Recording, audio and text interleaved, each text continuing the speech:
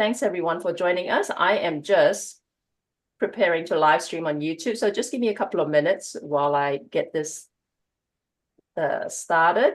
Here we go. And save it. And by the way, everyone, feel free to, let me just, okay, here we go. Thank God I've got my headphones on because this would be messy. Okay, here we go. So we've got Annie Xavier. Okay, Annie Xavier, anytime you're ready, if you want to turn on your camera, that would be wonderful, your camera and your microphone. In the meantime, if I can get everyone else to, hi, Raw Chef Yin, how are you? We have a long time no talk, by the way, and thank you so much for joining us. But we're going to talk a little bit about our collective experience. We've got Debbie Teo, myself, and we have Annie Xavier from Annie Xavier Kitchen, who's going to talk a little bit about our experiences in terms of publishing our own cookbooks. Okay, so let me just, if I can just mute everyone, and also if I can just get everyone to turn off your camera, except for Annie Xavier and Debbie and myself. Okay, here we go. Okay, great. Thank you everyone so much for joining us. The link. It should be on YouTube. Let me send the link to Paul. Okay. Share, copy. Here we go. I'll post it to your Messenger. Yeah. In the event and on YouTube. It's on YouTube. It's on YouTube. So post it in the Facebook event that I sent to you earlier.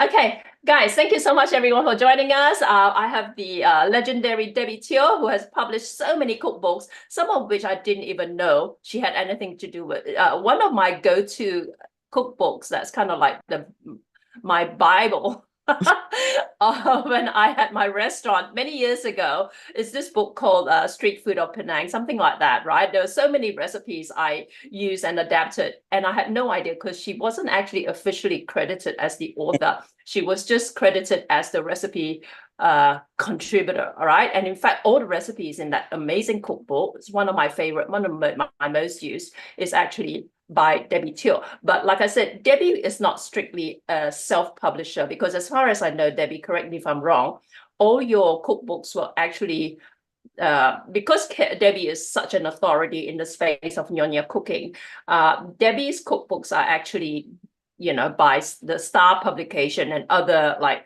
big name publishers who asked her to basically, you know, do their cookbooks for her. Is that right, Debbie? Yeah, that's correct. Okay, great. So let me just add Jan in here. Okay. And thanks again, everyone, for joining us. At the end of this session, I'll get everyone to turn on your cameras and turn on your microphone, or in between, you can just post your questions on the chat space, right? To ask any questions of our panel. And of course, the other person we've got here is the lovely, lovely Annie Xavier. Annie Xavier, I asked her, oh, can you bring some cookbooks into the room? And she walked out and she came back with like this massive pile of cookbooks. Annie is a legend in the space of Thermomix recipe cookbooks, okay? And we're going to talk a little bit about the differences between recipe books and cookbooks, and my Masters of Malaysian Cuisine chefs will tell you there is a difference between recipe books and cookbooks, okay? But Annie Xavier, I only met face-to-face for the first time in Malaysia just a few weeks ago when I was over there and we were launching our durian cookbook, and she gave me a copy of this, one of her publications, okay? Annie Xavier Kitchen, right? And I was so intrigued by it because it's got beautiful photos, and it's bilingual as well. And this is not just her only cookbook. How many cookbooks have you published, Annie?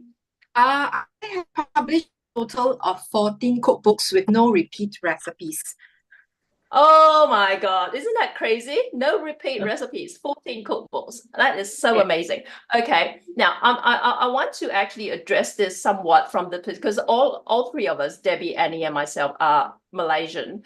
I live in Australia, so I think this might be helpful in particular for people who are overseas and trying to, who have dreams about ideas about publishing their own cookbook.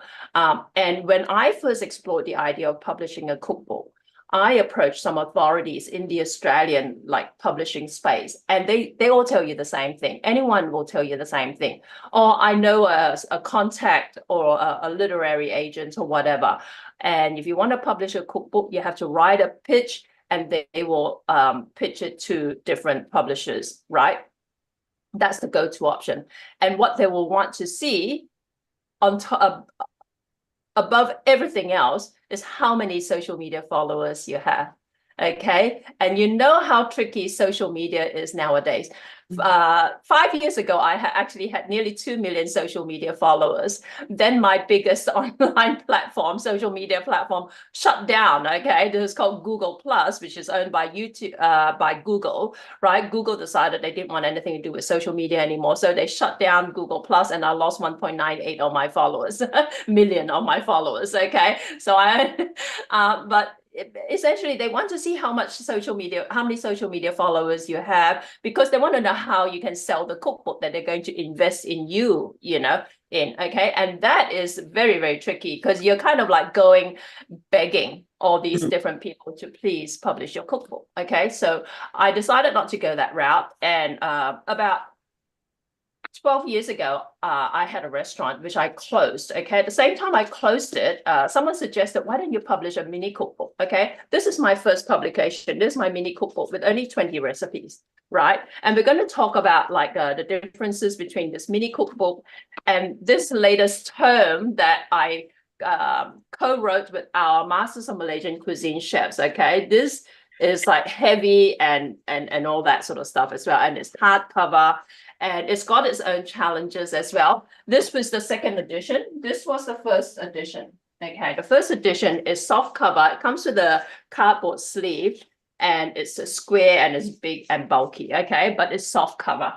So we can talk a little bit about the history of that. But first of all, if you have any questions, guys, please post them in the chat. If you don't know how to do that, and I know some people might struggle, just hold on, wait till the end of this session, and you can ask our panel some questions. Okay, so anyway, as far as publishing our cookbooks, right? Annie, Xavier, Yes. please tell us, when did you start publishing your cookbooks, and what got you started, and how did you start?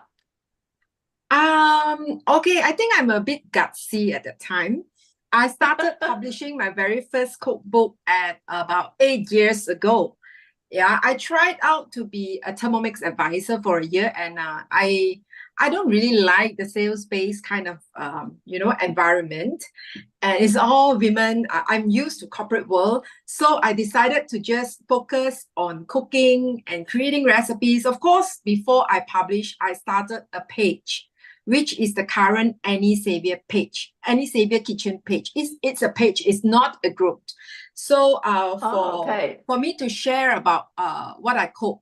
So the first volume, which is the volume 1, was about 8 years ago, 2015, I think. And that time I only have about 8,000 followers in that page. It's not a group. Only 8,000. Yeah, only 8,000. So, and I am like, like a dreamer. So I thought, oh, maybe I can sell. Maybe I can sell. I don't care, because when I think I'm a bit like, I told my husband, I need to drive down to Sungai Wang Plaza. He said, for what? I said, I need to buy a DSLR camera. For what? I said, I want to take food photos. And you are serious about this cookbook thing? I said, yeah, I am serious. You don't think I can do, right? So no, it's not that. People will take I still remember this speech from him. He said, people will normally take a few years to write a cookbook. How can you expect yourself? Why are you pushing yourself so much, so hard? And I just don't care about what. This is me. I'm always like, when I set my mind to do something, I want to do it. So it doesn't matter if I knock walls and all that.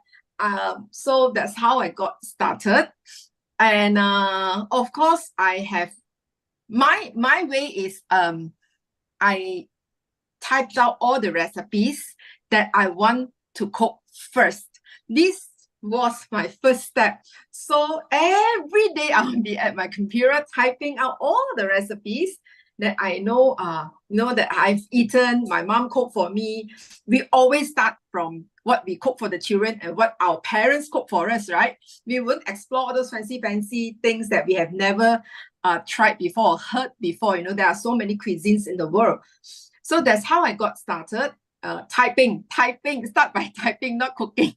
Of course, I have to cook daily and put and share in the Facebook to gain followers. So from the Word file document, I start to cook, every day, cook, and then I start to take photos. And I tell you, the first edition of the first volume was horrible. Horrible. But you have to get a minimum of few thousand copies in order to achieve this so-called economies of scale in your printing cost. You have to print few thousands. And we went ahead to print, and now the volume 3, the volume 1 is I think the 3rd or 4th printing already. So for me, is because I cook and I share legit recipes, and people actually try. The first volume was actually a documentation of what I already shared freely on my Facebook page. Yeah. So I would say the first few volumes was along this way. Everything was just a documentation or fine-tuning of what I have already shared freely. So that's how I got started with this printing. Of course, we have to find people who can help. Some are just, they just want to tap into, the minute you sit down and discuss, they just want to have a say on how much share they will get, And I prayed a lot. I prayed a lot for someone to come along my way who would help me to be the middleman, to teach me how to apply ISBN code, for example, from the National Library, who would advise or introduce me a so-called book designer. It's not really like need a lot of design, but mainly, as you can see, it is just a page of photo and a page of, sorry, I blurred the screen, and a page of typewritten recipes. So there's not much of a design that the person needs to put to, but this person needs to have a printable sort of software to put the book in proper format before they can send it to the printer. Printer accept certain format, certain software only. So I need, through this person, he actually introduced to me this so-called designer, which I work until today. And he's actually not based in Malaysia since a few years ago. The whole family already migrated. Yeah, and we still managed to put through all the volumes, that I published. Yeah, these few years. And that's about it. Everything is very organic. I take my own photos. Yeah, I touch up my own photos. I proofread everything myself, because you cannot engage anyone to proofread for you. You get what I mean? It's not about us. It's not spelling. Spelling is probably easy. This is 1 tablespoon sugar, 1 teaspoon salt. Who knows whether it is right or wrong? Only you know, right? So, it was. So, okay, how long did it take you from when you started to actually getting the book printed? I would say I need to allow myself at least 6 months to get everything out. Okay, because I work very hard. So now for me, I have already written 4 extra volumes waiting to be published. Oh my God. So yeah. That is amazing. If you set a goal, let's say one week cook 2 recipes, ideally speaking, or 3. You just set a goal, let's say and you get a very good photo out of whatever you cook. So 1 week you get 2. Then 20 weeks you get 20 times 2, you get 40 recipes, which is good enough for a book. Yeah. Okay. So so you have, for me, is I am a very how to say, always follow SOP kind of person. So I need to set goals.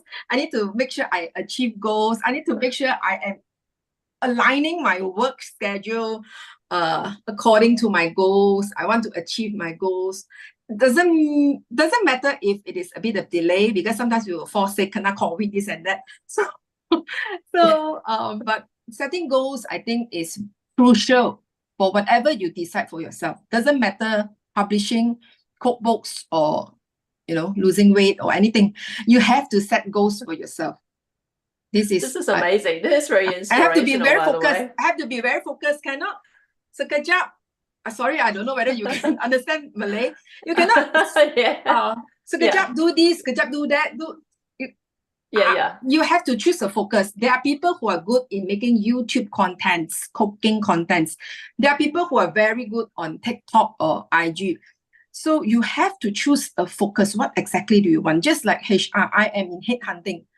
So HR also very broad. You have payroll specialists, you have training and development specialists, you have compensation and benefits. You have to choose a focus for yourself. So this is excellent advice. And I want to ask you, right, as far as I love the design, by the way, but also as far as finding printers, right? When you say economy of scale, how many copies did you print in your first print run? It's 2,000. Okay. You have to get I think minimum is 2,000. I've never asked a quotation more than that. Anything below 2,000 is too expensive. Not to say too expensive. The cost per unit is higher.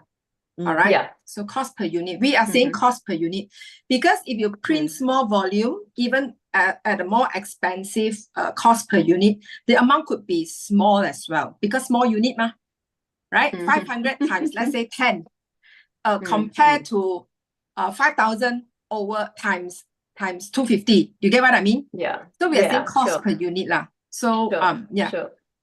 Cool. This is very good advice. Okay, now I want to ask Debbie. Debbie, when did you publish your first cookbook, and what was your introduction to it, and what was your experience? The first cookbook was in it's like I would say year 2003. Okay, 2003. So over 20 years, right? Yeah, that is crazy. Yeah. And how many cookbooks have you put out? 7, not including Durian Cookbook. That means with the Durian Cookbook will be 8. Okay, that's amazing. Okay, for those of you who don't know, Debbie is Yotam Ottolenghi himself. He calls her the queen of Nyonya cuisine. Okay, so Debbie is world famous for her Nyonya cuisine. But like I said, this favorite cookbook of mine called Street Food of Penang, I did not realize for the longest time that it was actually all Debbie's recipes. Okay, even though street food is not necessarily Debbie's focus, but she's so good at everything she does that the Star publications who actually asked her to basically supply the recipes, they asked her to do that. Okay, so even though she's not officially credited as the author, all the recipes are hers. So look up Street Food of Penang if you can. Like I said, when I ran my Malaysian restaurant here in Sydney, Australia, that was one of my go-to when I was doing recipe development.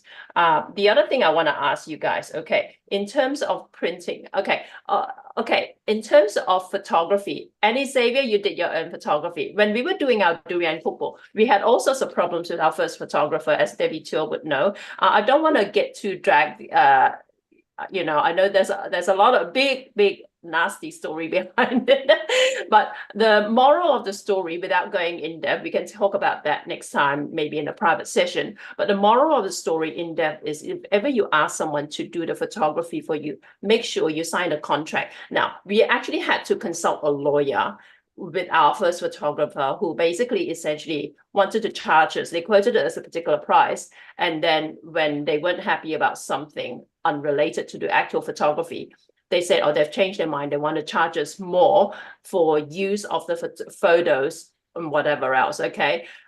They said they still own the photos, even though the photos were going into Cookbook.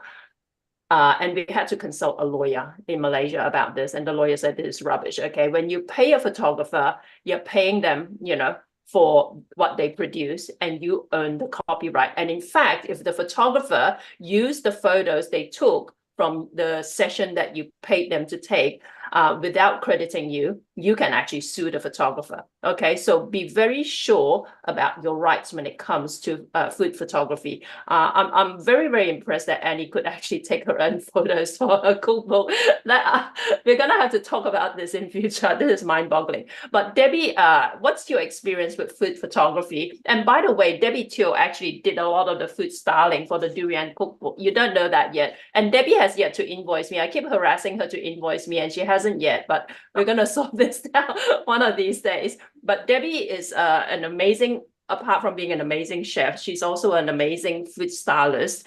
And also, yeah, Debbie, tell us a little bit about Xiang and other people you might have worked with in terms of food photography and how much people can expect to pay, you know. I think that's one of the things that people, I want to talk to you guys about the cost about self-publishing and all that sort of stuff. Yeah, anyway, so Debbie, go for your life. Yeah, for food photography, it depends on the photographer.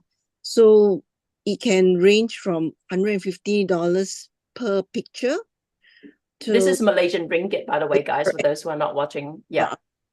150 ringgit upwards. Sure. 150 ringgit. So we actually got a very good deal for our durian cookbook. And the amazing thing about it as well is I like here in Australia, they charge by the day. Okay. The photographers, when I was exploring doing all this in Australia, I was basically told that I could expect to pay, you know, they would have a separate food stylist, they'll have a separate recipe tester and a separate food photographer, and you're looking at paying like $10,000 a day or something like that. Something crazy anyway. That's the going, you know, I don't know, but it's a lot of money essentially. So that Annie could do her own photography is amazing. That Debbie can tap into really, really world-class photographers for 150 ringgit, okay, which is in Australian dollars is 50 bucks Aussie per photo. Okay, so if we've got like 70 recipes here. So it works out, you know, to be very, very reasonable for us. Okay. And of course, even better if you can take your own food photos as well. Yeah. So is there anything else that you want to cover in terms of food styling and food photography? Do you have any tips for people? Yeah, because when you budget in the food photography, you have to also budget in stylists, you know. So the food stylist is a different person. And Yeah. what they quoted you is correct. Somebody to cook the food and a stylist and a photographer. That means three different budget that you have to work with. Even in Malaysia. Yeah. So food stylists, they charge per day, like because I do food styling for companies, I charge per day, 9 to 5. Anything beyond Sure. 5, it's overtime. So when it comes to overtime, I will charge you per hour basis, because I've been doing food styling for companies like, I would say, Texas Chicken or whatever, all these big companies. So sometimes Sure. the food photography itself, we clock in at 7 a.m., we finish at 5 a.m. in the morning. So that is Crazy. overtime charges involved already. And not including cost of ingredients. So it depends on how you want to, you know, shoot. But normally for food, I would say cookbook or recipe cards, you wouldn't have that overtime, because you would know one day you can finish like maybe 10 shots or maybe 8 shots, you know. So it's much simpler than what I'm doing for, like, when I say a food stylist job. Sure. Yeah. Yeah. So these are all the things that you want to consider. And by the way, guys, when it comes to publishing a cookbook, you got to ask yourself why you want to do it. Okay. When you know, it maybe you just want the cold hard cash. Okay. You want to be like Annie Xavier, who can sell thousands and thousands of books and have like multiple print runs and publish 14. I'm still trying to wrap my head around it. Or you can do what I did. Okay. When I closed my restaurant, I was at a crossroads about what I wanted to do with my brand and my business. I closed my restaurant because I became parent to Noah, who was very, very sick in hospital, right? And I was told by the doctors, if I let him live, I was going to have to give up everything for the rest of my life. To close my restaurant, I have to give up my business and all that. And I didn't really want to give it up in that sense, you know. So I did have to close my restaurant. But I thought, you know, as a legacy, I basically put together this mini cookbook, right? of 20 recipes, the 20 of the most popular recipes from my restaurant. That was my pitch, okay? So it's a very, very small, it's called a mini cookbook, right? Just 20 recipes from my restaurant that are the most popular, well, among the most popular from my restaurant. Very simple, and it's called Street Food at Home. So the idea is to simplify it so that you can cook it at home, okay? And at that time, my consultant, my business consultant, was an American woman, very, very talented food blogger in her own right, back in the days when we still had food blogging and all that, right, before Instagram and all that came and took over and TikTok came and took over. She actually did the photography for me, okay? And she did the editing for me. And she did the design. It's quite a basic design, okay? But the aim of this is not to be like an award-winning book or anything like that. It's more like a branding exercise to some extent. And it also gives you some level of authority when you can say that you're an author, okay? As opposed to as just a cook. Not to say there's anything wrong with that, but you know what I'm trying to say. If you get invited for interviews, you put your little spiel or something like that you're a cookbook author and a cook and all that. That adds that extra level of authority, okay? And I printed 1,000 copies of this, okay? And for the record, the artwork and all that sort of stuff, the stories and all that was all written by my editor. But because she was American, she did adapt my recipes for a global audience. So she was going back to me and saying, Americans don't know what the hell belacan is, okay? So do we really need belacan in this? So pull it out and stuff like that. So it is compromised in that sense, but you got to remember your audience. Who are you writing for? You're writing for the people who are going to be able to, again, cook this at home, or are they going to be so confused about all these 50 ingredients that they'll never use it, okay? So you have to be able to decide where you're coming in at, okay? So she did actually put some editorial filters through this as well. So this, in terms of printing costs, the quality of the paper is actually pretty good. The printing cost for 1,000 copies in Australia 12 years ago was $3 Aussie per copy, okay? I shouldn't have said that because I sell this for $20. Well, $20 including postage, but truth be told, most of the money goes towards postage. I just sent a copy of this to Singapore last week or the week before, and it cost me $11 Aussie or $12 Aussie to send this book. And it's so light, right?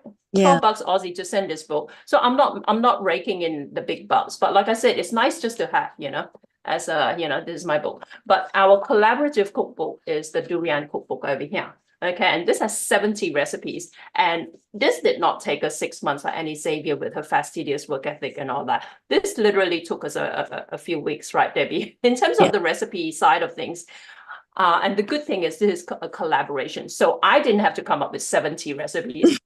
I brought in 8 chefs and each of us came up with 7 to 10 recipes, okay? So it basically made the work a lot easier for us. And you might want to consider collaboration. The good thing about collaboration is you tap into the combined reach of all your chefs, okay? So Debbie has her super fans, right? All our other chefs have their own specific super fans. And the selling point about this book is that all our chefs have different styles and different specialties, okay? Debbie's recipes are all Nyonya recipes here. The common feature of this is durian, right? Mine are very simplified. Mine focus on an Australian audience, right? So they're a little bit rustic. They're not like Rene Johari, who's based in Dubai. His recipes are very elevated. Rene is a Michelin-trained chef, okay? And he is executive chef, one of the most influential Malaysian chefs in the world today. So his recipes are even I look at it and say, I don't know if I can do this, But all our chefs are different. So it basically has everything for, for everyone, okay? So that's the selling point of this. And the other thing, and we can talk about going through a publisher. Who is that publisher? I always forget their name. Debbie, you will know, the one who does who does Zaleha's book and all the other people. Marshall Cavendish. Marshall Cavendish. I always forget their name. Marshall Cavendish, right? We had actually a conversation with them before, but Marshall Cavendish give you a tiny percentage of the sale of the book. right? Zaleha was Zaleha, by the way, is that rundown lady from MasterChef UK, right? She's got one book already, two books already published. Or one book published. It's got a second print run. But I don't go the Marshall Cavendish route because, like I said, they give such a tiny portion. I can't remember, is it 3% or whatever? Is it, Debbie? 10% Something. selling price. 10% of the selling price. Okay, so if you sell this books at like we sell this book at 100 something ringgit. Okay, so you'll get like about 10 ringgit, 15 ringgit out of this. Imagine 15 ringgit shared across 8 chefs and also like other people in the background, right? We actually hired a food writer to write nice stories about it. Okay, they are our stories, but she's an Australian senior journalist and she could mold the stories in a way that a global audience, which is who this is targeted. This is not, by the way, we cop a lot of flack from Malaysian durian lovers, of which I am one, right? They'll say, oh, why do you want a cookbook for durian? We just want to eat it fresh. Okay, you guys are not our target market. Okay, you guys should have this book because you love Malaysia and you love durian and you want to show your patriotism. Okay, but this book is for your Western friends and your durian hating family and friends, right? So you can introduce the flavors of durian to them in ways that are not as intimidating as eating a durian fresh out of the shell. Okay, that's our target market. But yeah, so Karen Later, who is our ghostwriter, we paid her money from our budget. We did have a budget, and we'll talk about that a little bit, to basically write the stories in a compelling way, right? Because you imagine we've got 8 Malaysian chefs, and Malaysian chefs write like Malaysians.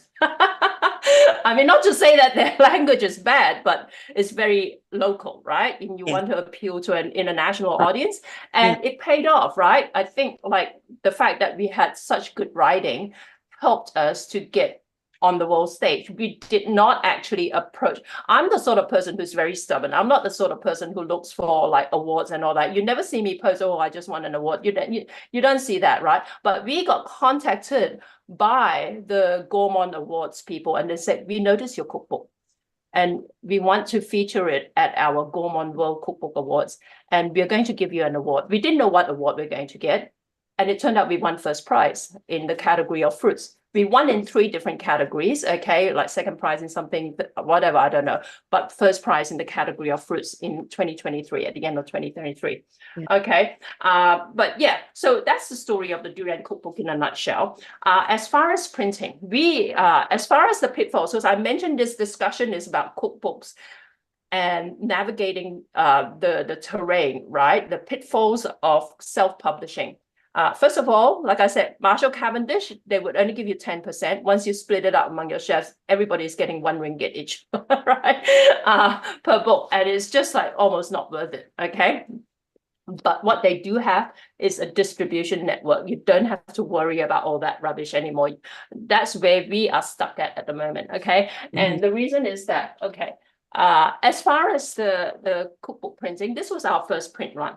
And it's a soft copy, right? And we actually got a sleeve for it because when we printed this and we saw what it was like, right? We thought the design is beautiful. We love the design. Aziz Saleh did a beautiful work with the design, but we thought it was a bit soft, a bit, a bit floppy. Okay. So he designed a cover for it. Okay. So our first edition, our first print run, this is a limited edition, actually comes with a sleeve that it goes into. And then the second print run, we thought, oh, we're going to do better with the second print run. Second print run, we wanted hardcover. So we went to Aziz and said, oh, because Aziz, again, this is something that you want to actually make sure you specify this is all big, beginner's mistakes, right? Aziz said he would design the cookbook for us. We earned the design. So we paid him money and we earned the design. Then we said, hey, Aziz, can we get the design file from you? Because we want to change it to A4, because according to the printers, printing it in A4 is cheaper than printing it in this unusual shape. And I want to talk to Annie Xavier about printing it in this shape, by the way, because to the printer, this is not a standard shape, okay? The printers say the cheapest printing option is to print in A4 size. So we say, Aziz, can you give us the printer design file, the book design file, that like Annie said, you need special software. In this case, Adobe InDesign, right? can you give us the file, and we will actually, we want to actually change it to A4. And Aziz wanted to charge us more money for that, even though we actually he didn't want to give us the design file, okay? And that's his prerogative, but we did not nail him down on that, okay? He said, no, you earn the design in this format. I don't want to give you this design in this format. I will give you the PDF file that you can take to the printer and ask him to print, but I will not give you the original design file that lets you change it. Okay, for that I want extra money. Okay, and we thought we couldn't afford him, so we went somewhere else. It's just a very cordial separation. Okay, but that's something you got to keep in mind. Next time we negotiate any design stuff, we're gonna like nail them on this. We want the design file as part of the deal. But anyway, so I actually went on to Fiverr of all places. For those of you who don't know, you can hit me up by Fiverr. It's spelled Fiverr, right? And we found this guy in Bangladesh to redesign Aziz's book into A4. Okay.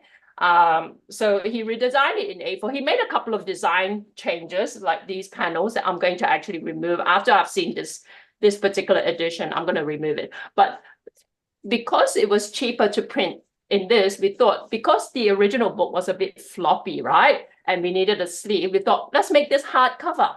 Okay. And this printer said, no problem, hardcover, I'll do it for you.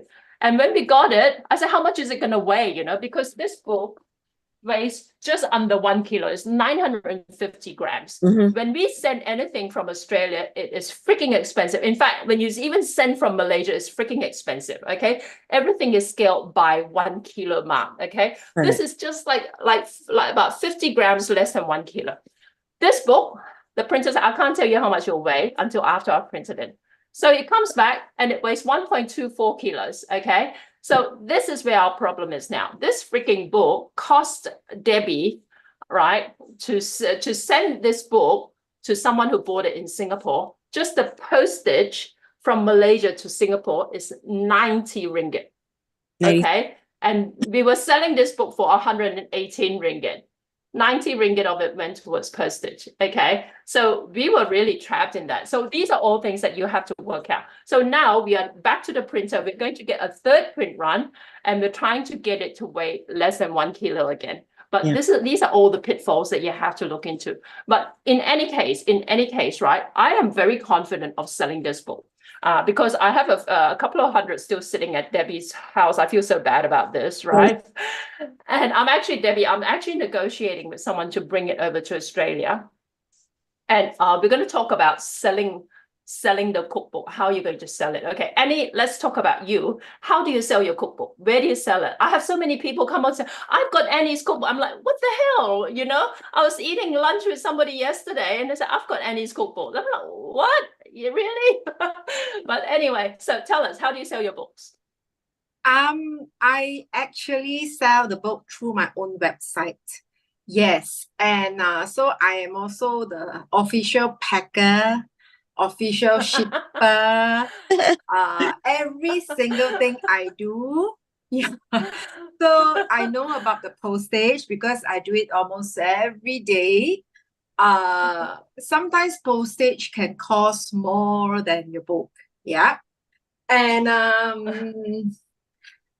what I want to tell you about was that about the government awards. I did won a few for, I think I won three of my cookbooks won the award, the government award. Actually, I think it's just the way they wheel it is because there are so many different categories. If you know about the government awards, yeah, and how they choose, I have no idea. Why they put you in that category, I also have no idea. My friend said, I just try. Then I also try. And I sent the book to France. It cost me $600. Oh my God. 600 ringgit just to send. France, okay, France. So in the end, I also grew tired of it because obviously they don't go and try out your recipes. They cannot vouch whether you are a good chef or a good home cook. They don't do that. They treat it, sorry, I'm very straightforward and a bit direct. So I think they treat it like a photo book. Whoever get a very beautiful, chantic photography, or probably will have a chance to win, something out of it. So you don't have to be shy about this, Annie. I feel 100% like that. Like I said, I told my Masters of Malaysian Cuisine chefs, look, I've got this random email from the Gourmand Award president, I think I'll just ignore it, remember? And it was Zaleh said, no, you should go for it and all that. I know exactly what you mean, but anyway, go for it.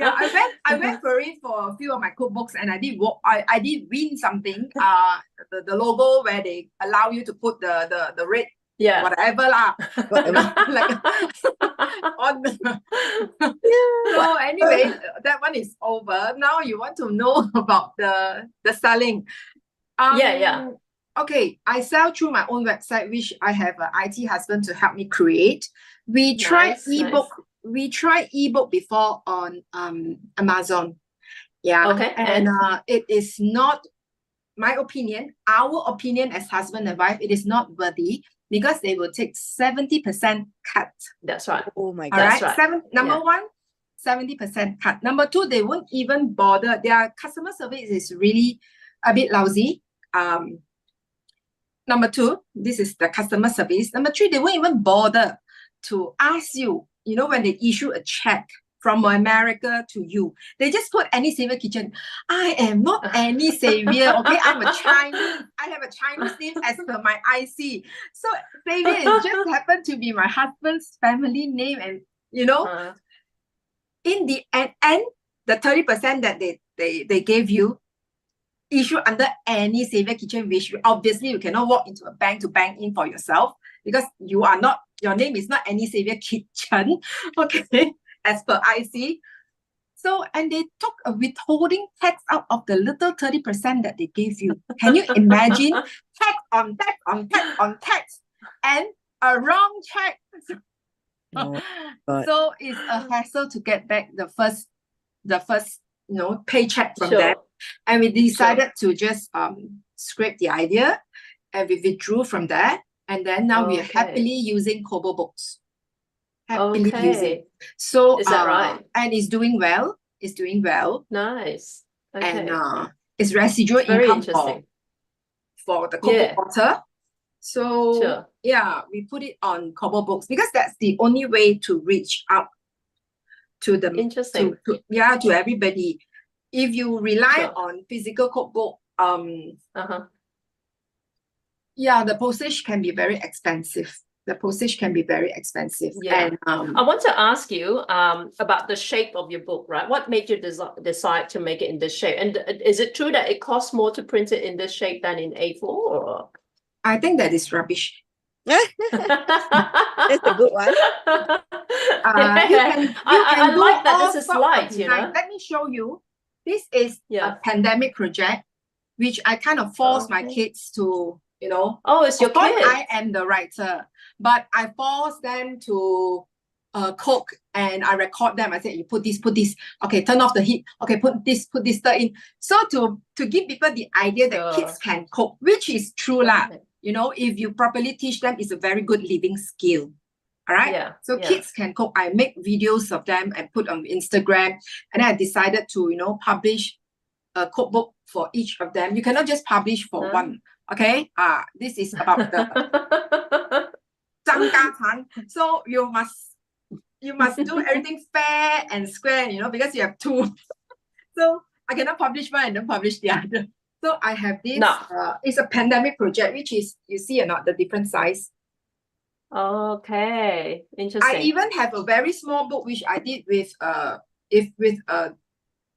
manufacturer. So he just want 10 recipes from me, and it's a very small mini book where they purchase the food from Jaya Grocer, and the person will get a free cookbook. So originally it was not this size. I did try a few sizes because you see. Yeah. So that is rubbish lah. What for A4 paper? So you can ask for whatever shape you want, whatever shape you want, whatever dimension you want. So you Now, can. the other thing I want to ask you, do you write Chinese? Because all your books are bilingual, aren't they? They're like English and I'm a banana. well, So, okay. So how do you get your books like translated into Chinese? my designer is actually my translator. Okay. Wow. Yeah. Okay, nice, So nice. she happens to know full-fledged Chinese educated. So yeah, so she Okay. helped me do the translation. And guess who is the proofreader for Who? the Chinese part? My Who? husband. Oh, so he reads Chinese. Okay, good, Yeah, good. Very cool. So the savior, the Mr. Savior is the one who went to independent school. So I have to rely on him to push him. Cannot push too much. Don't push. So so sometimes there's a delay because our friend is traveling. So Oh, Xavier, okay. yeah, he is I have to say he helped me a lot. All right, because he's in IT, he managed all the, how to tie in the credit card to the website where people make payment, all the PayPal's kind. I don't know all this one. So he handles everything, Yeah. how to launch the book to Kobo. So all these are being settled by him. I only code, feed, wash, cut, buy, wrap books, type shipping address, a lot to do.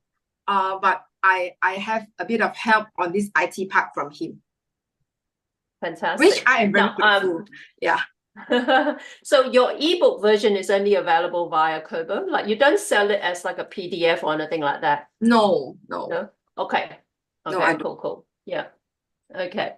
Okay, this is very interesting. As far as our durian cookbook, right? Remember how I said I got some cheap Bangladesh designer on Fiverr to do this, right? To redesign it. And he saw our other book and he basically just redesigned it for an A4 thing. And the good thing is, you know how Annie, you were mentioning about the Gaumont Award logo, right?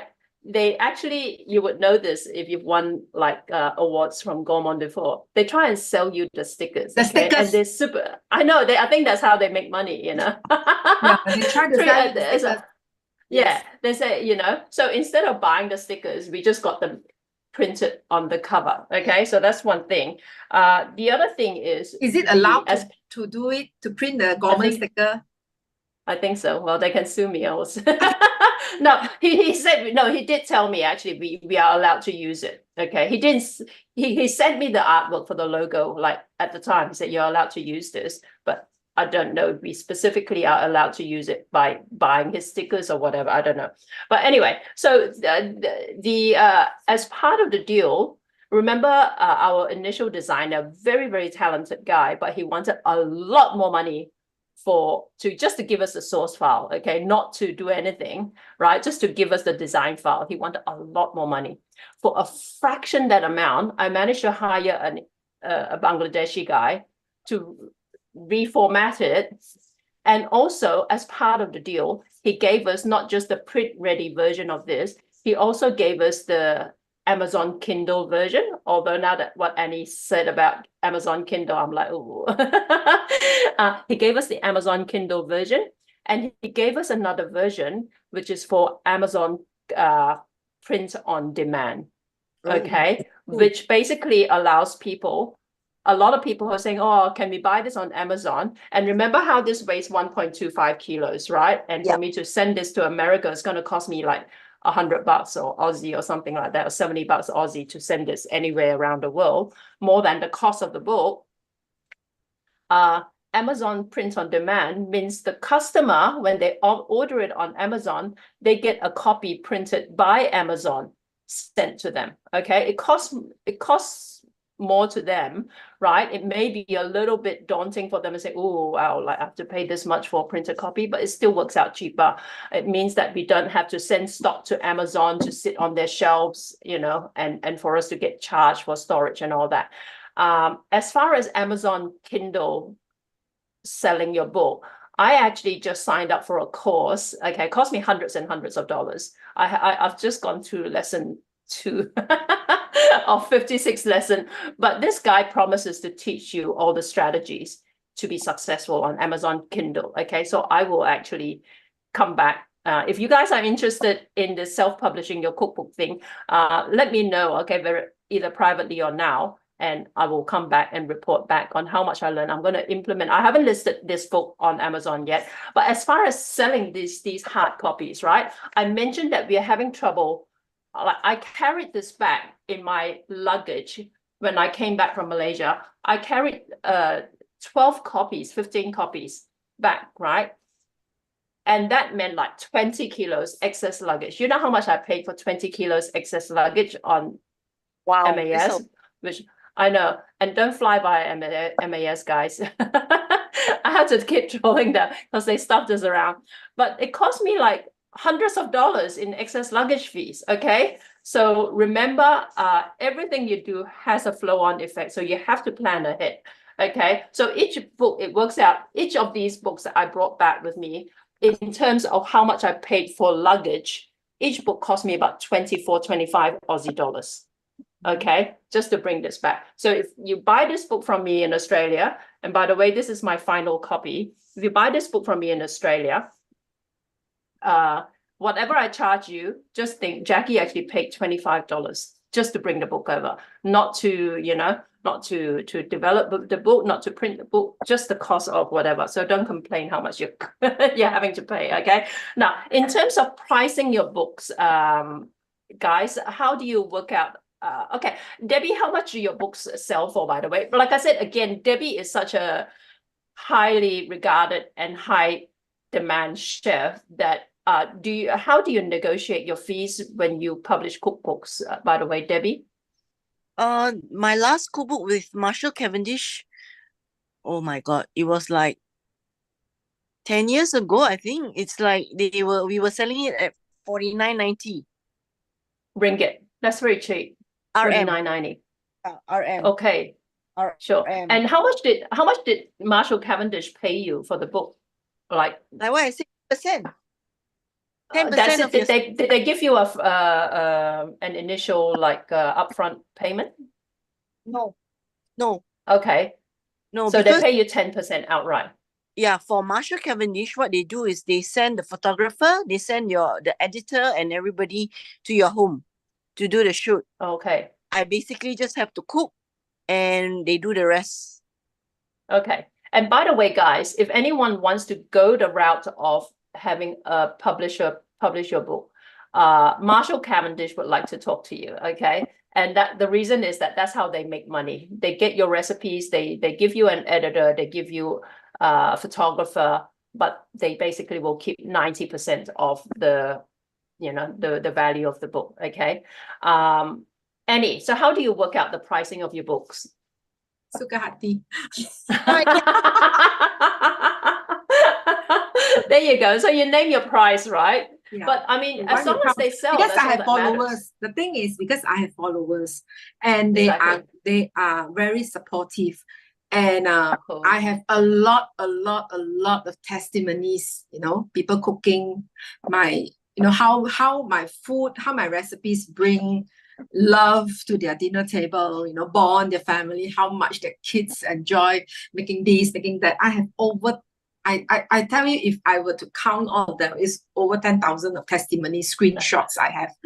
So that is amazing. Probably this is how I built my followers base, and that's why I am so gutsy. Like I said, I decide to, I want to go ahead and try out my luck.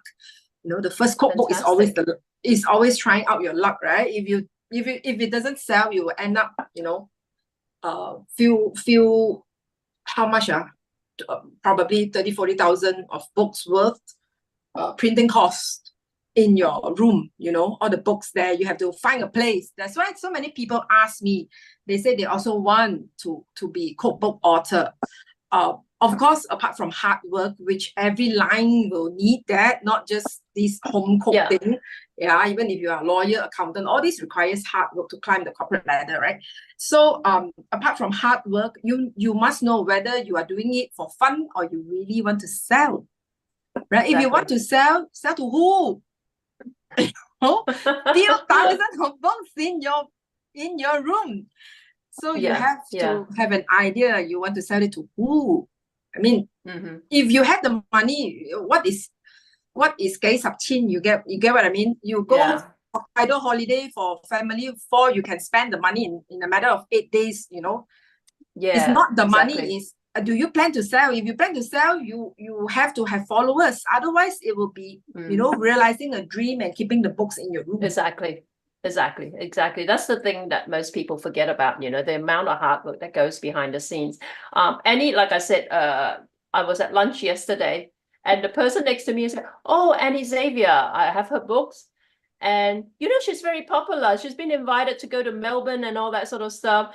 And thirdly, you know why she's popular? Because her recipes are really good. They actually work, okay? So these are the compliments paid to me by someone that I had no idea actually knew who you were, all the way in Australia.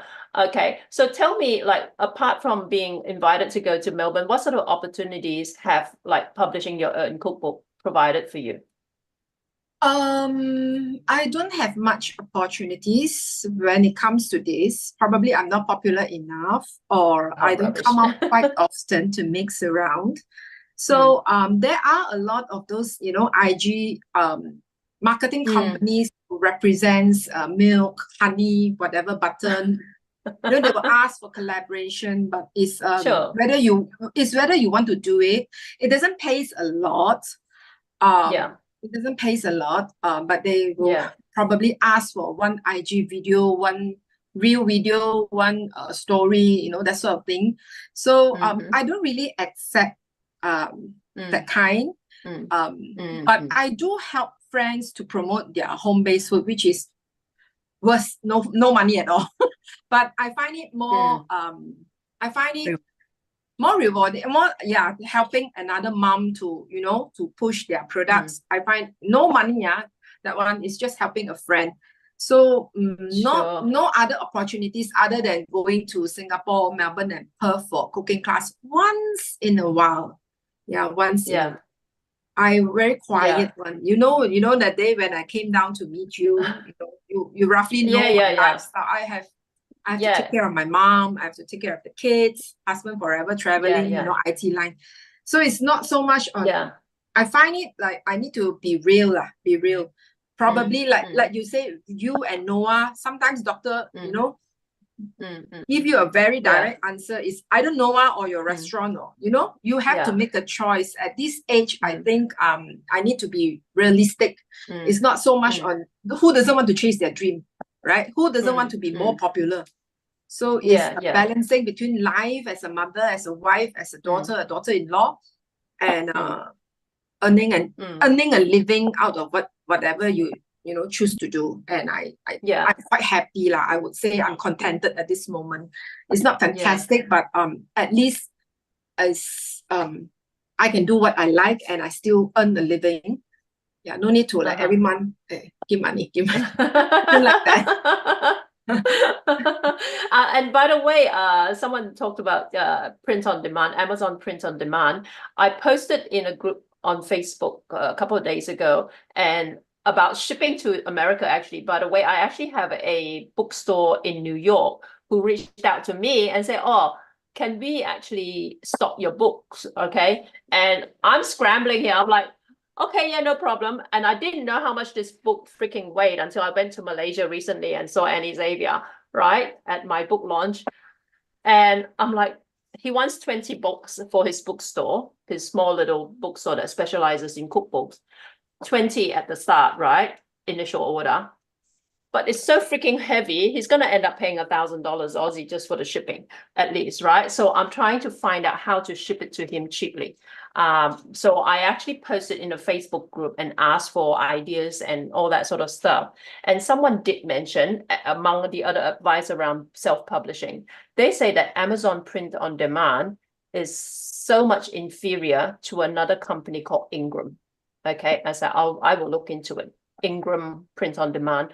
Amazing quality, apparently. They actually compared, they have published their own books as well, not cookbooks, and they've compared the quality. Okay, these are all stuff that I am actually still trying to find out for myself. And again, like I said, I'm working on the Kindle marketing and all that sort of stuff on Amazon. So I will report back to you guys. If you're interested to follow us on this journey, right, make sure you sign up to my email list so that we can keep you guys updated. I don't know if Debbie and is interested to engage on this level, because usually when I bring Debbie in, it's like, how do you cook this? How do you cook that?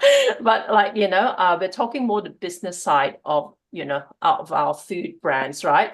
But Annie, I've actually spoken to you before briefly, and Annie is all in on, like, if you are interested in actually doing a mini webinar or seminar or workshop on the topic where we dive further, deeper.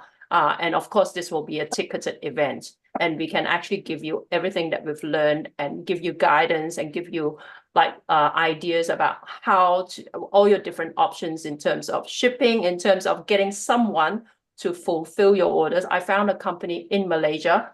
They can fulfill our orders so that I'm not, what happens at the moment? All my books are at Debbie's house, poor thing. Every time I get an order, I say, oh, Debbie, would you mind sending this book to this person in KL? Would you mind doing that? And whatever. I feel so bad. There's a company in Malaysia, in Kuala Lumpur, who will do that for me. And for each book that they handle, they will charge 2 ringgit. That's a good deal, right? Yeah, that's not bad, huh? Yeah, not bad. Yeah, I mean, the problem, the reason why I haven't used them yet is because about the overseas shipping thing. Okay, so if we get enough, like whatever, because the overseas shipping for this heavy book is too expensive at the moment. So we're going to try and work all this out. But another advice I got from that group I posted to, these are all Asian entrepreneurs around the world, by the way. Another advice I got is a lot of people buy cookbooks on cruises. Can you believe it? So go and contact a cruise company and bring your cookbooks, do a deal with them, right? And bring them and sell them on a cruise. And also at kitchenware shops, okay? So if you got a cookbook, go and contact all the kitchenware shops. And of course, there are specialty bookstores that store cookbooks, okay? All these I'm going to cover. I'm going to actually, by the way, I hosted Martin Yan, Chef Martin Yan. I hope you guys know who he is, world famous household name. And he spent a few days in Sydney with me and my crew. And you know what he did? He brought like cookbooks and he brought knives, Martin's knives, okay? And he gave this advice to me because he got our poor Aaron Gunn, one of my crew, to drive him around. And he came to Sydney Airport with all these heavy boxes of cookbooks and knives, and he dumped them into Aaron's boots, right, the car boots. And he told all of us, hey guys, this is my profit center. So this is what you should learn from Martin Yan. Everywhere you go, you bring all your cookbooks with you. And when you're traveling, when you're whatever, when you're doing cooking demos, that is his profit center. This is how Martin Yan manages to sell 10,000 books a year, okay? By bringing his books to all his events and do book signings and all that sort of stuff. So if you work hard, once you've published your cookbook, where you want to sell it, you can actually, go door to door knocking. You can do events. Like I said, events where people will spend money on this sort of stuff are really kind of like what you should look at. But we have so much more to cover. But I'll let Debbie have your last word. If there's anything in particular you want to advise people in terms of, I want to actually ask Annie as well about how you figured out the food photography stuff. But anyway, yeah, Debbie, you have any words of wisdom in terms of recipe development, how you work out your recipes and testing and all that sort of stuff? Recipe development is normally you have to weigh them, right? So you cook one time, then you get them all measured.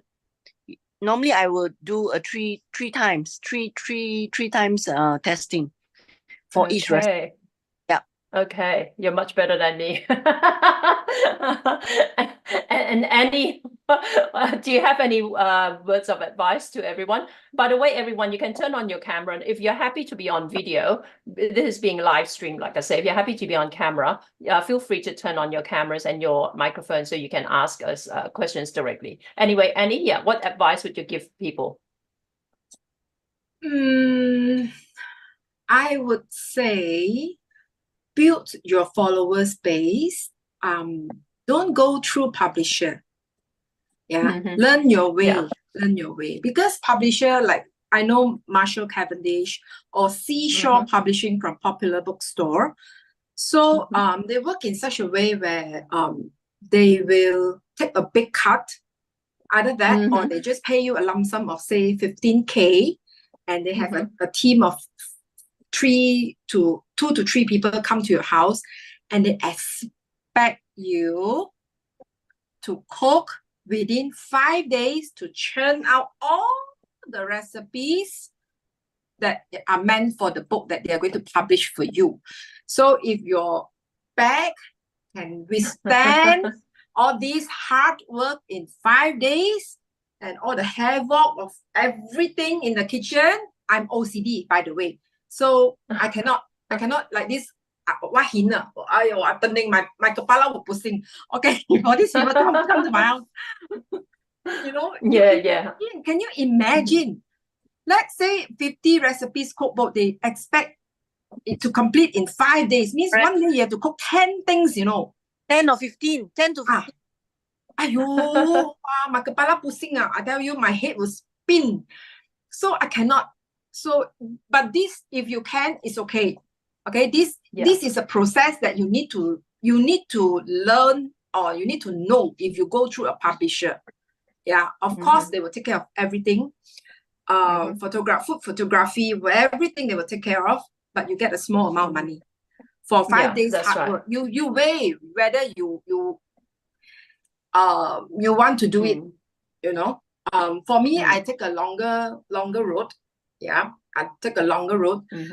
Like even if you engage a food photographer, no publisher, just a food photographer. Let's say you are the stylist, you just sprinkle spring onion or use very fresh parsley, you know.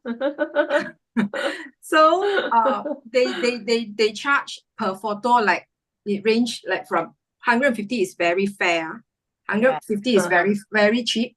Yep. When I at the first of my career, this person quote me 400 per photo, and also expect the same thing. Please don't expect him to come every day for one recipe. Okay. They won't do it. So that's right. Again, it's a 5 days job to churn out whatever that you want for your cookbook. So be prepared to work hard, stand whole day. If your back can tahan, go ahead, good. So this is my advice. So if you cannot do this, like me, I cannot. I really cannot. First of all, the cost is expensive. The cost is expensive per photo. And second of all is I cannot take this kind of long standing hours. One day cook 10, 15 recipes. I cannot. So you have to do it the long way. And I find doing it the long way is more meaningful, because along the way you have a lot of interactions with your followers. They try out your recipe, assuming you share it freely. All right? Your cookbook is just a documented of what you have already shared freely. So this is a long way, but it's a very meaningful journey. So they will feedback to you, wow, your recipe is fantastic, easy and delicious. So you interact, you gain more followers. They share, you gain more followers, right? So no doubt it feels like a slow kind of process, but it's definitely more quality. I would say more quality. I agree. The raw chef Yin, did you want to ask a question? Let me have a look.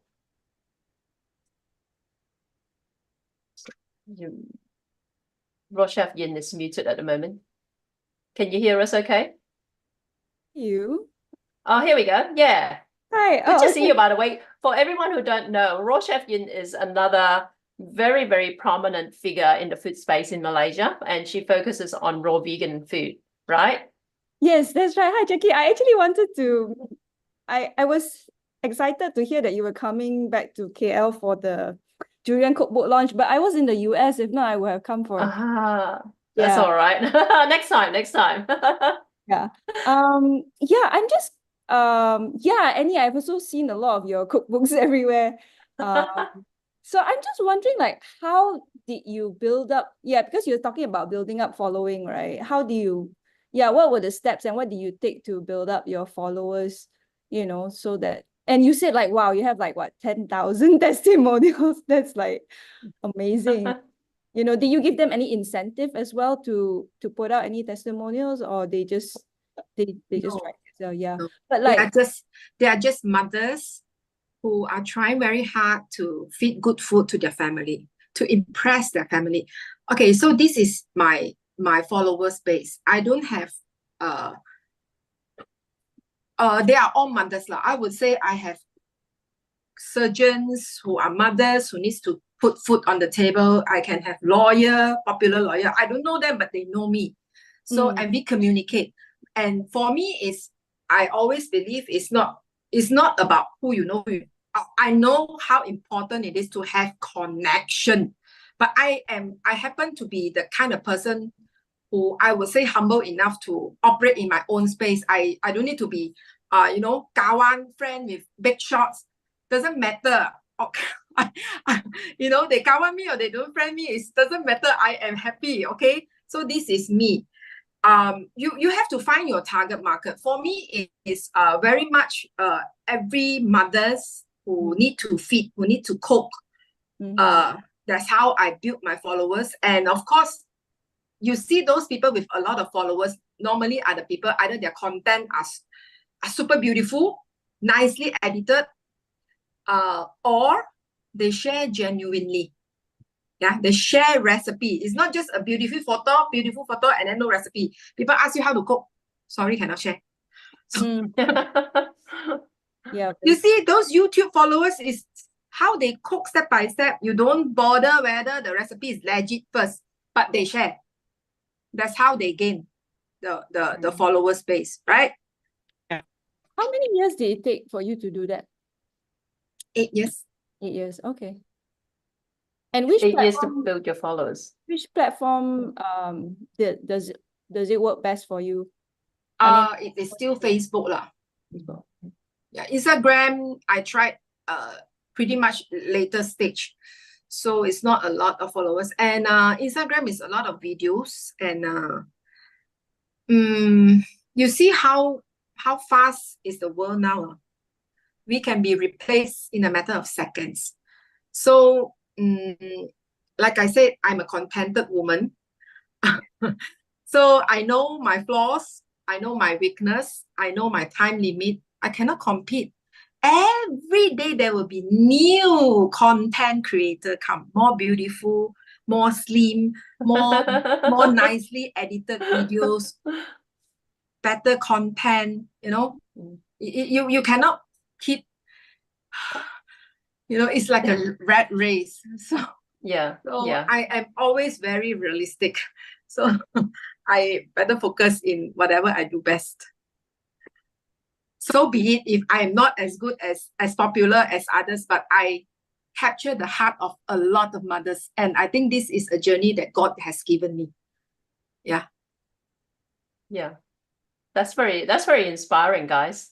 Tarina, how are you? Tarina, by the way, guys, I'm is just so another. inspired with whatever that I'm hearing, and Sherlyn's question those are the questions that I've actually wanted to ask. So thanks. It's true. It's not easy to get followers. I mean, you got to build up the followers first. Get that platform ready, and then when you do whatever, you have the support behind you. So thanks to Jackie that I've actually started a little baby step, and she's been such an inspiration to me too. So, and then right now I have my Debbie and Annie. Yeah. So that's like, like my cheerleaders behind me. So that's great. So by the way, I'm from Penang. Hi. Beautiful, very disastrous Penang yesterday. You heard about that yesterday. Yeah, the tree that tumpang, right? Yeah, oh yeah, terrible. I did not know about that. Around the area here. Yeah. So, but Penang is still beautiful, but it's totally it's really an eatery hub right now. Everywhere you turn, there is restaurants, food. Just about everything is just mushrooming up. So, but I teach cooking, and I do private dining at home, and also in some restaurants. Yeah, because I love doing that because I'm very clever at cup. Very We should important. all get together next time, and do something in Malaysia together. Like, you guys Yes, are really amazing. definitely. I would Yeah, love it. and Yeah. So that's great. So and thanks and for all the inspiration talks. Love it. No, Yeah, it's and I lovely to want have to you. say is that whoever we become, it's always good to stay humble and Correct. stay real and stay communicated with your followers, because end of the day, people don't care how many cookbooks you have. Mm. All they care about is how you make them feel. This is good advice, guys. Hi, Fauzia. Fauzia is in Pakistan, by the way, guys. Hi. Lovely to have you Yeah. join us. Hi, Yeah. Fauzi. I I don't care just how want- popular you are. This is what I learned. This is what I learned through my experience. It's always good to stay real, stay humble. They don't care who are you. They just care the feelings that you give them. Yeah, agree. Yeah. And the other thing that I on the topic of like building followers and also social media and all that, there's, I think broadly there are two broad types of people. There are the content creators and the content consumers, right? A lot of us here are content creators, not just content, but we actually cook for a living and that sort of stuff. The content consumers are the ones who will critique your food and really kind of pull you down, right? They'll just say, oh, that does not look authentic. Oh, my mom can cook better than that. Or whatever, that photo looks terrible, that sort of stuff. So I think as someone who was on social media for many, many years, and who has been through the highs and lows sort of stuff, I think it's important for us to realize that if you want to build a following, you have to be someone who people can actually, you have to be a content creator, essentially. And also, like Annie says, you have to be humble. You have to stay humble. I wasn't always humble, by the way. I've changed a lot over the years, but you know what? People are always going to kind of critique you and try and pull you down because of their own insecurity. But you just got to remember, if you want to build a following and you want to build traction, you just have to do it. And the first time you go live or whatever, you might have 0 people watching. If you keep doing it and doing it and doing it, you might, after a few days, you might get 1 person watch, and then maybe your mother will watch or something like that. Over time, you will start to get on people's radar, right? And that was my experience many, many years ago. And this is before TikTok and before Instagram and all that, because I was I used to go live 3 times a week on Twitch and on YouTube and do it for long hours, cook for long hours and just talk to people. And then TV stations notice you. Say, hey, or we need Adam Liao's not available, or we can't afford Adam Liao. You want to cook for us instead and stuff like that, So this is how you build opportunity. And then you get to meet people like Annie Xavier and Debbie Teo and Tarina and Fauzia and Susan and Rochelle Yin and Sharon and everybody else. You start to build your own community and you start to talk about, oh, what are you doing? And you start comparing notes. And from there, a lot of things will come out of it, rather than for you to hide behind the screen and just get really jealous. Oh, I can't believe Annie Xavier has sold like so many books. It's not fair. What about me? I have better recipes. You just have to do it, right? So I think, yeah. So I think like a lot of people don't realize, you see what Debbie has been doing that whole time we're talking here. She is actually working in her kitchen and I cooking. saw her doing this. I know, right? These are people, real people with real lives. They are not just like, living the high life and whatever. Annie, when she met me in Malaysia, she had to look after her sick mother, right? There was some emergency situation and she still made the time to meet up with me. And that was, I will never forget that. And, and basically it's a her church motto Sunday. I know, right? It's a church Sunday, and but to her, it's like kita sokong kita. We support each other, right? I think it's important for us to, as people in the food space, to each support each other rather than try and pull each other down. So, and I think Especially we are women. So yeah, please, exactly, women empower women. Don't be evil. exactly. Yeah, be kind. It's a commandment. God say love one another. It's a commandment. Exactly. Exactly. Yeah. People will find ways to pull you down. I used to get criticized a lot on YouTube about everything from my eye makeup to my hair color to the way Yes. my accents, everything else, they'll find ways to pull you down. People And say it I cannot can- cook. People say I cannot cook. Any say they cannot That's cook. right, exactly. So don't let that get you down.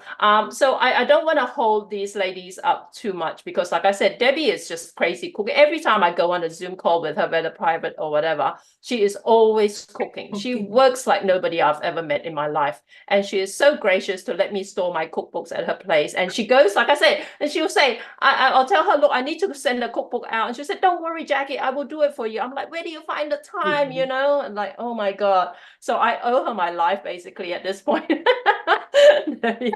So I'm really grateful for that. But if you guys are interested in the topic of self-publishing your cookbook, make sure you get in touch with me and let me know, because at some point, I think we have so much more information. Annie will tell you, right? We have so much more information we want to share with everyone that we can't condense into this that has run over time already. I promised Annie that, look, this is only going to take 1 hour, and now it's gone up to like nearly an hour and a half. So I need to let her go. But if you've got any questions that you think of afterwards, let me know, and we'll try and cover it in a future session that we hope to be able to give you a pathway to save you a lot of heartache, to save you a lot of money. Like, a lot of the mistakes that I make in this cookbook is costing me money, okay? And oh, by the way, we didn't even get to cover the topic of funding. Like, Annie funded her own stuff. I was very fortunate that, because of things coming together at the right place at the right time, I managed to get the first print run of this book funded. Okay, not the second print run. So I tried to be creative, but that's a long story. But that's another pitfall that you have to avoid, right? So Debbie knows all about the story, about the ups and downs of our durian cookbook.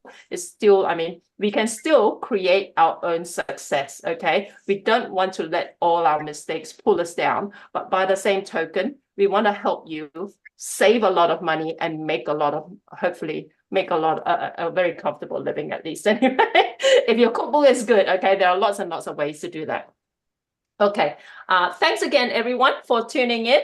Like I said, make sure you connect with Annie. Annie is an amazing person. Debbie, Tarina also is amazing cook over in Penang. I've referred some people to her who go to Penang to learn cooking. Fauzia is an amazing cook. She's based in Pakistan. Lovely person. Susan Duff is also someone who actually cooks for some catering here in Sydney, Australia, originally from Malaysia. Sharon Wong is my partner in crime in the Thermomix space here in Sydney. And Sue Ann Uy, everybody knows her from My Kitchen Rules in Australia. Lynn Ong is another amazing Nyonya cook who teaches people to cook as well. And thank you everyone else. And Raw Chef Yin, of course, she's got her own niche. She's just an amazing person all around. Thank you everyone for turning up. And I hope to continue the conversation with you all later on. And I will hopefully be able to pull down a proper recording. I realized I forgot to click record on this, but there should be a copy. There should be a copy on YouTube where I'm live streaming this too. Okay, so thank God for that. But anyway, we will talk again, and thank you everyone so much for joining us. Okay, I'll see you all later on. Yeah.